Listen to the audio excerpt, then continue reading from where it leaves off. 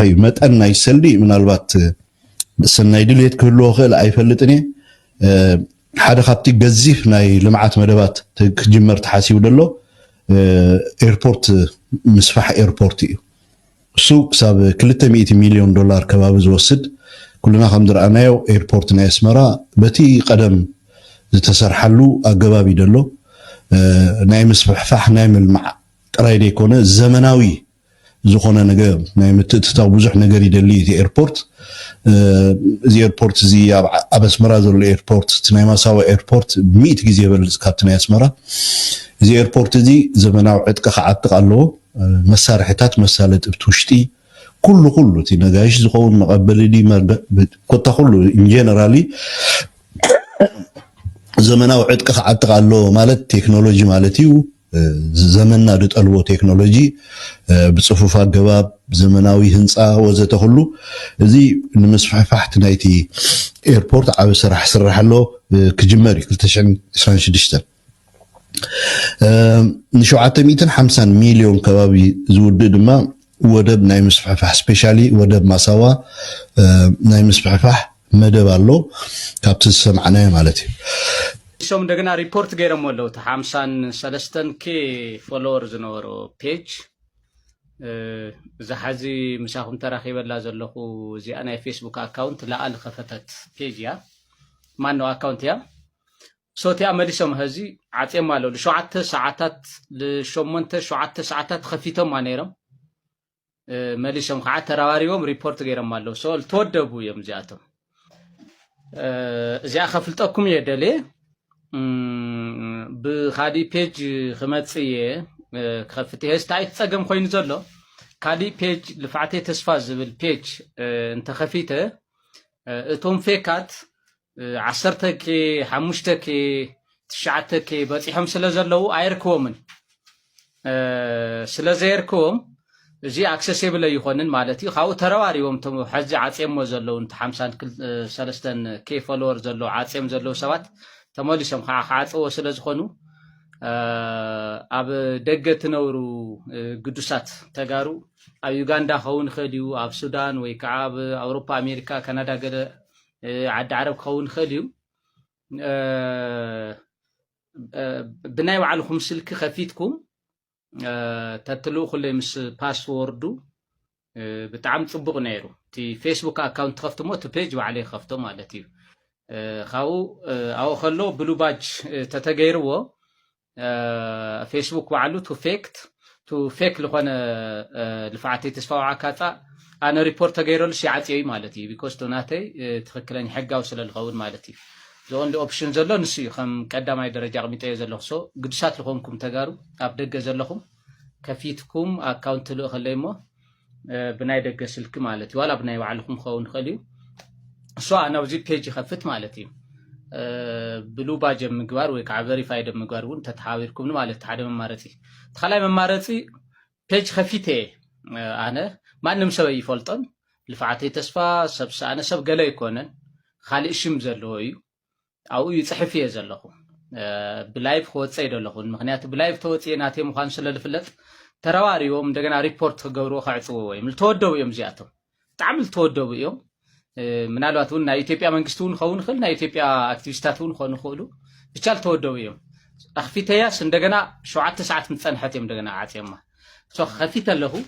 ተፔጅ በመሐርኛ የተخፊት ዘሎ ግን ኣብ ጉዳይ ትግራይ ጥራሓ ድሂቡ ይሰርሕ ስለዚህ አው ክትከታተሉ ትኾልኩም እከለል ባህል ፔጅ እዩ ኢለ አይነግረኩምን ማለት እዩ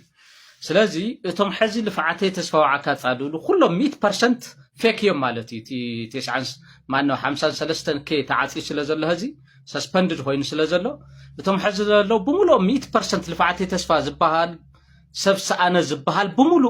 ብርሃነ ገብረ ገርግስ ዝባሃል ብሙሉ ማለት እዩ بزيكازي أبراهان جبر جرجس تخالي بملو فيكي مالتي سلازي ريبورت مقار ويكع بمعطاو تتحاور تخليهم ويكع انفولو مقار مالتي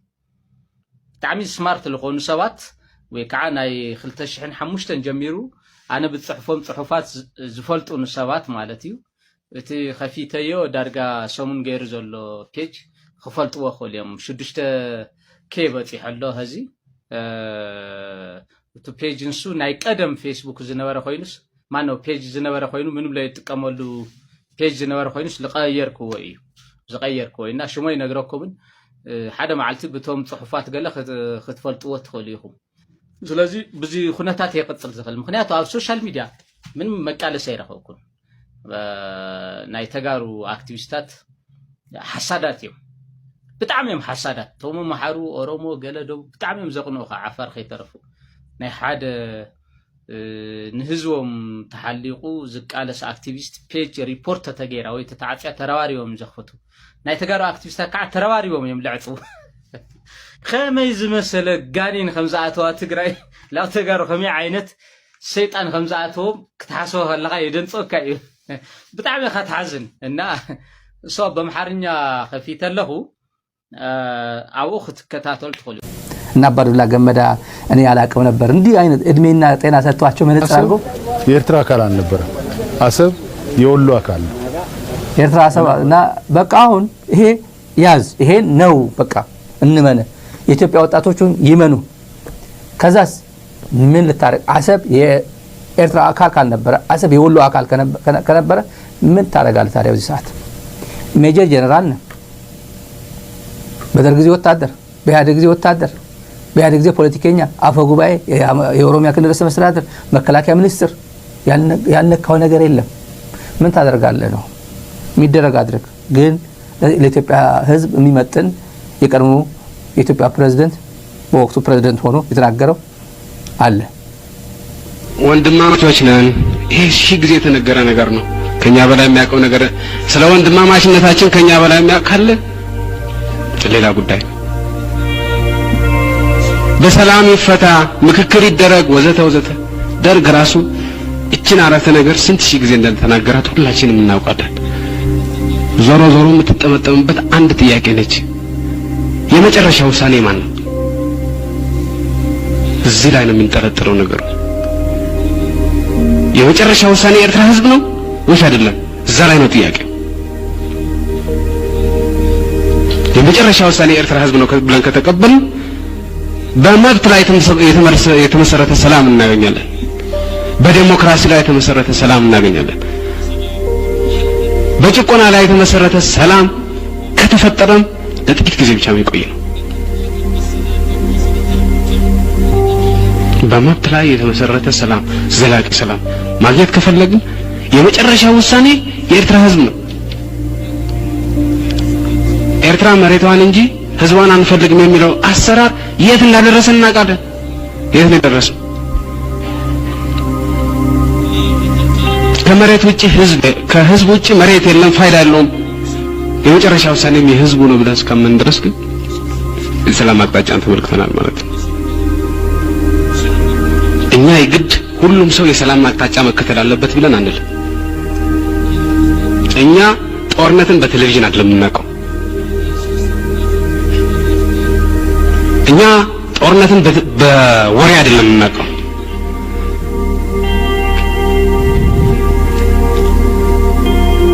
እኛ ጦርነትን በተቃጠሉ ቤቶች ነው እናቀው ባለቀ ህዝብ ነው እናቀው በተጨፈጨፈ ወጣት ነው እናቀው ከእንግዲህ ወዲያ እዋጋለሁ የሚል ካለ መንገዱን ጨርቅ ያርግለት እኛ እንዋጋም በቅቶናል ሰልችቶናል መሮናል ለምን የሰላም መንገድ አልተከተላችሁም ብለን እኛ በማንንም ላይ ምንጭረው ነገር የለም واخيرا جبنا لك احسن حاجه في የኤርትራን ህዝብ አንበረከካለሁ የሚል ካለ መንገዱን ጨርቅ ያርግለት እኛ በዚህ ጨዋታ ውስጥ የለንም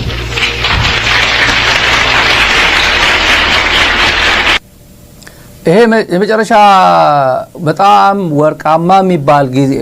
ንግግር ነው ኢትዮጵያውያን ከዛ ምን አሉት ኤርትራ እንዴት ተገነጠለች አለ አብይ አህመድ ኤርትራ ገና ያው በስንት አመት የታገልኩ ነው የሚለው 13 አመት ነው 12 አመት 9 አመት ወደ ትግል ገባው በሚባልበት ዘመን የኢትዮጵያ ፖለቲከኞች እንዲህ ነበር አገር ሲተነትኑ የነበሩት የኢትዮጵያ መጻኢ ዕድል ሲተነትኑ የነበሩት እና አባዱላ ገመዳ አሁን ተነግሯቸዋል እኛ ሁላችሁም ሁላችንም ሰላማዊ መንገድ እንከተላለን አንልም። የፈለገ ጨርቅ ያርግልን። እኛ ከዚህ በኋላ ሰልችቶናል። እኛ ጦርነት እናውቃለን። ጦርነት በቴሌቪዥን አይደለም እናውቀው ማለት ምንድነው? በቴሌቪዥን የሚያውቁት ጦርነት በቴሌቪዥን የሚያውቁት እነማን ናቸው? ጠይቋቸዋል። አሁን አባዱላ ይሄን ሁላ ታሪክ ያውቃል። ጊዜው ግን ምንድነው? አሰብ ካላልክ አዲስ አበባ ማትቀመጥበት ጊዜ ነው። ወደው አይደለም አንዳንዱ እኔ አባዱላ በጥንቅቅ አድርገን እናውቀዋለን። እንዴት አድርጎ ሰሞኑ በግድ ወደ ሚዲያ ያወጧቸው እንደሆነ ውጡ እየተባሉ አልወጣም ያሉት ለንጮ ብቻ ናቸው። ለንጮ ለታ አልወጣም ብሏል። ሻቢያ የሚለው ቋንቋ ኤርትራ የሚለው ቋንቋ አልናገርም ብሏል። ስሟቸው አሁን አንድ የሆነ ሚዲያ ላይ ተጠርቶ ከመጡ ስሟቸው አይወጡም። የተረጋገጠ ከጓደኞቻቸው አጠገባቸው ከሚውሉ ሰው በፍጹም ሞች አድራለ ብሏል። አይወጡም እሳቸው ለንጮ አይወጡም። እኔ መነካካት አይፈልጉም። በቃ ገብቷቸዋል ያለው ሁኔታ። ይሄ መንግስት እየፈረሰ እንዳለ ይሄ መንግስት የማይሆን መንግስት እንደሆነ ገብቷቸዋል። የብልጽግና ሰዎች ከፍተኛ የብልጽግና ሰዎች የሚደዋውሉ አሉ ወደ ውጭ